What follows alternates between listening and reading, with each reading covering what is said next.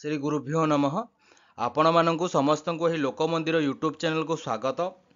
आज आमे षष्ठ श्रेणी संस्कृत पुस्तकर भाषा कलिकार प्रथम पाठर द्वितीय पाठ रे अछु वर्ण परिचय। एबे व्यंजन वर्ण गुडी को आमे देखिबा। आज आमे व्यंजन वर्ण पढ़िबा। व्यंजन वर्णाः तो एठी क केमिति लेखा जिवो तार अंक द्वारा दर्शा जाइ अछि। एमिति एटा क लेखा जीव ऊपर बाड़ी हो। तो क रे कोन हबो ना कमलम। क रे कोन हबो ना कमलम। ख ख केमिति लेखा जीव देखो एपडो एक आछि एमिति दुई तीन चारि पांच एटा ख। ख रे खगह। खगह माने पक्षी। खगह माने कोन पक्षी। पक्षी जाऊ कुआ जाय। ग देख प्रथम कौन करवा ना एमती मोड़ी देवा तापर दुई नंबर एमती बाड़ी देवा तीन नंबर ऊपर बाड़ी देवा। ग ग रे गलह। गलह माने बेक। गल माने बेक।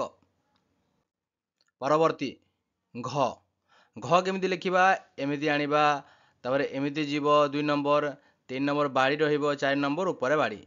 घ घ रे घटह। घटह शब्दर अर्थ होची माठिया। घट शब्दर अर्थ कौन माठिया।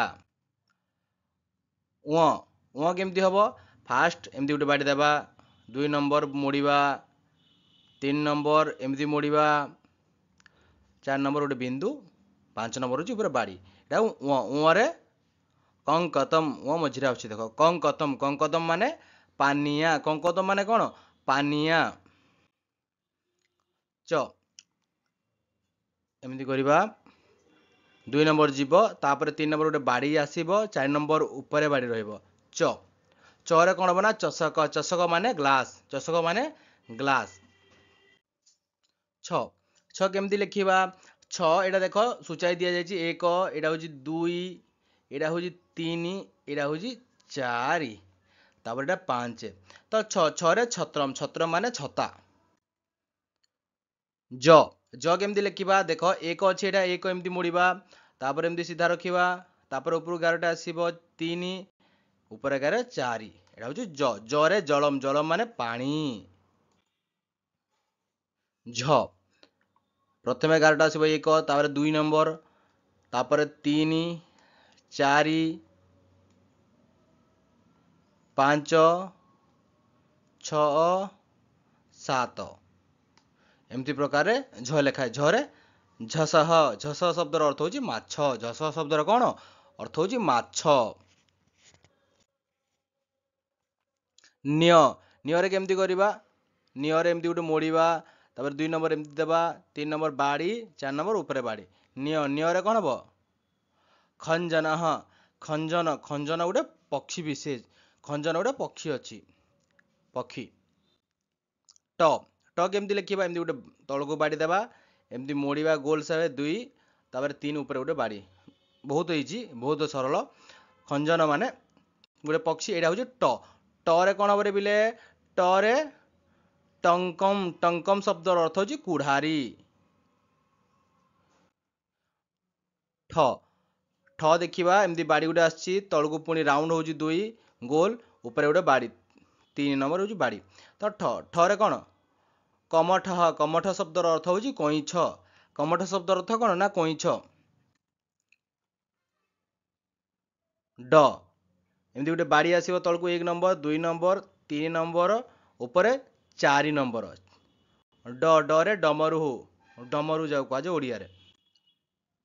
ढ एक नंबर एमती दुई नंबर आसीबो तीन नंबर बाड़ी रहिबो। ढ रे ढोल। ढोल माने ढोल माने ढोल। अण अण केमती आसीबो एमती गोटे बंकेइबो एक दुई ऊपर बाड़ी तीन। अण रे कौन चरण। चरण माने पाद। तो केमती लिखिबा एमती गोटे देबा एक नंबर दुई तीन तो तरे तपन। तपन माने सूर्य। सूर्य को तपन कहा जाए। थ थ केमती लिखिबा एक नंबर दुई तीन चारि। थरे पथ। पथ माने मार्ग ରାସ୍ତା ଯାହାକୁ କୁହାଯାଏ। ଦ 1 2 3 ଉପରେ ହେବ 4। ଦଶନ ମାନେ ଦାନ୍ତ। ଧ କେମିତି ଲେଖିବା? ଏମିତି ରାଉଣ୍ଡ କରିବା 1, ଏମିତି ରାଉଣ୍ଡ କରିବା 2, ବାଡ଼ି ଦେବା 3, ଉପରେ ବାଡ଼ି ଦେବା 4। ଧରେ ଧଟଃ, ଧଟଃ ଶବ୍ଦର ଅର୍ଥ ହେଉଛି ନିକିତି। ଧଟ ଶବ୍ଦର ଅର୍ଥ କ'ଣ ନା ନିକିତି। ନ ପ୍ରଥମେ ଗୋଟେ ବାଡ଼ି ଦେବା 1, ଏମିତି ବଙ୍କେଇବା 2 3। ନରେ ନଗଃ, ନଗଃ ଶବ୍ଦସ୍ୟ ଅର୍ଥ, ନଗଃ ଶବ୍ଦର ଅର୍ଥ ହେଉଛି ପର୍ବତ। ପ ଏମିତି ମୋଡ଼ିବା 2 ନମ୍ବର ବାଡ଼ି, ଏଟା ହେଉଛି 3 ନମ୍ବର। 3 ନମ୍ବର କ'ଣ ହବ? ଏଟା ହେଉଛି ପ ହେଇଯିବ। ତ ପଦମ୍, ପଦକମ୍, ପଦକମ୍, ଏଟା ହେଉଛି ପଦକମ୍, ଯାହାର ଲକେଟ୍। ଫ ଏମିତି ବାଡ଼ି ଦେବା ଆମେ 1, ତାପରେ 2 3 4।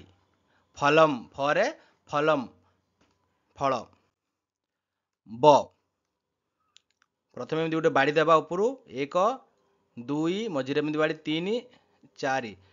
ବରେ ବକହ, ବକହ ମାନେ ବଗ। 1 2 3 4। ଭରେ ଭଟଃ, ଭଟଃ ମାନେ ଯୋଦ୍ଧା। ମ 1 2, ତାପରେ 3 4 5। ମକରଃ, ମକର ଶବ୍ଦର ଅର୍ଥ କ'ଣ? ମଗର, କୁମ୍ଭୀର ଯାହା କୁହାଯାଏ। ଜ ୟ ଏ ଦିଟା ଦିଟା ଯୋଉ ଅକ୍ଷର ଅଛି, ଜ ଅଛି ଆଉ ୟ ଅଛି, ଦିଟା ସମାନ ଅକ୍ଷର ହୁଏ ଆମ ସଂସ୍କୃତରେ।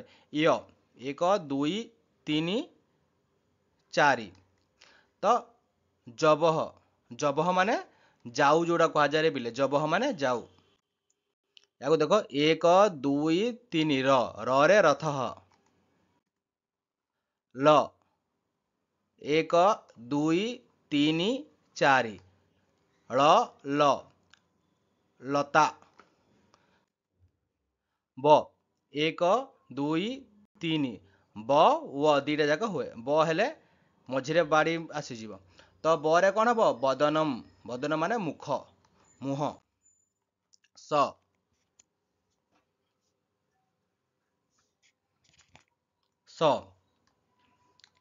1 2 3 4 5। ସରେ ଶଶକଃ, ଶଶକଃ ମାନେ ଠେକୁଆ। ମୂର୍ଧନ୍ୟାସ 1 2 3 4। ଷଟ୍ପଦଃ, ଷଟ୍ପଦ ମାନେ ଭଁଅର, ଭମର ଯାଉ କୁହାଯାଏ, ଭଁଅର। ଆମେ ସ କେମିତି ଲେଖିବା? 1 2 3 4 5। ସ ହେଇଗଲା ଦନ୍ତ ସ। ତ ସରଳ ଶବ୍ଦର ଅର୍ଥ ହେଉଛି ଏଣ୍ଡୁଅ। ଦେଖିପାରୁଥିବେ ଏଣ୍ଡୁଅ। ହ 1 2 3 4। ହୟ, ହୟ ମାନେ ଘୋଡ଼ା, ହୟ ମାନେ ଘୋଡ଼ା। ଯଦି ଏହି ଭିଡ଼ିଓଟି ଆପଣମାନଙ୍କୁ ଭଲ ଲାଗିଥିବ, ତାହେଲେ ନିଶ୍ଚିତ ଭାବରେ ଆପଣମାନେ ସମସ୍ତେ ଲାଇକ୍ କମେଣ୍ଟ ସେୟାର ସବସ୍କ୍ରାଇବ୍ କରିବାକୁ ଭୁଲିବେ ନାହିଁ। ଧନ୍ୟବାଦ।